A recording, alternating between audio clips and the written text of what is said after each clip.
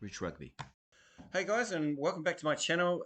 Thank you very much for subscribing. Thank you to my new subscribers, Raywin Anderson, Sam Crimble, Lisa Bowden, and Desmond Williams. Thank you guys. Your subs mean a lot to me. If I haven't called your name out, it means that YouTube is not showing me your subscriptions. So hopefully we can work that out somehow. Drop me a note.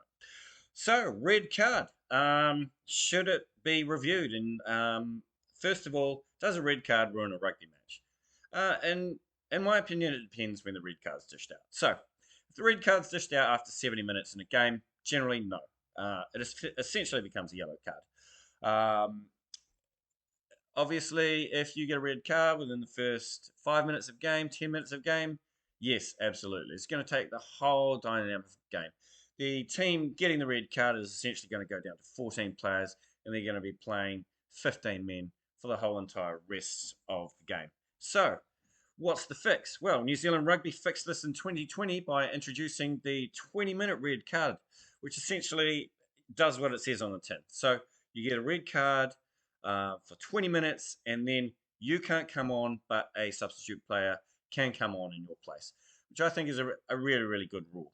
However, World Rugby has not adopted this this ruling, which is also known as the orange card, because for various reasons they just think that it's not right. It's not right.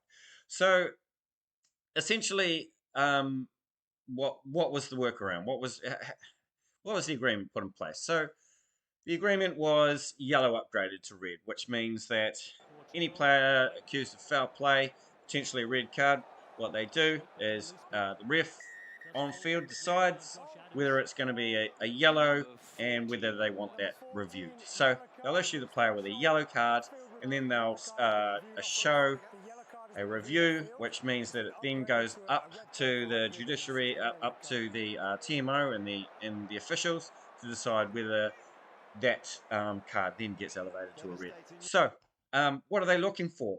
There's essentially, it can be summarized with three things. So, impact, severity, and mitigation. So, the impact is where was the player hit that caused the foul play. You know, impact is one thing, but there might be professional fouls as well. So, I'm only dealing with player-on-player contact. I'm not dealing with professional fouls here. So, impact, where was the player hit? Severity, how hard was the player hit? And mitigation, was the defending player or the player at fault? Were they looking to complete the tackle? So was it a fair go, or a fair try essentially? So they look at all those things and then try and decide whether it's going to be a yellow or red. So to my mind, if we do introduce the yellow upgraded to the red, and then the 20-minute red, which is also known as the orange card, then we're probably going to need another card, which is the black card. And I think that black card would replace the red card, and then that black card would mean you're out. You're out. You can't replace them with anybody else. And who knows? You know, there might be a situation where that is called for.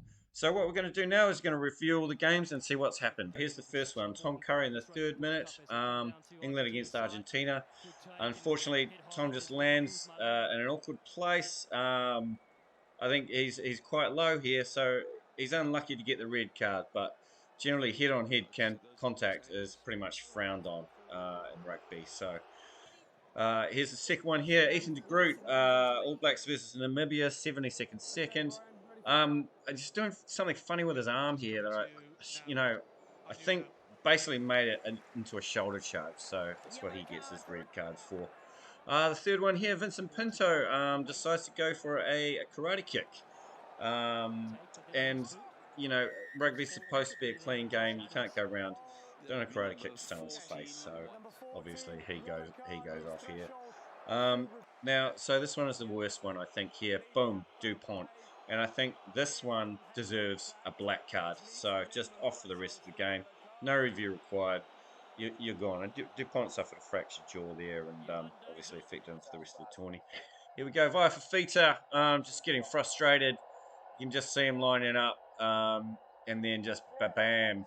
And there's, you know, it's shoulder on head. He's in the ruck there, but no chance. Red card all day, that one.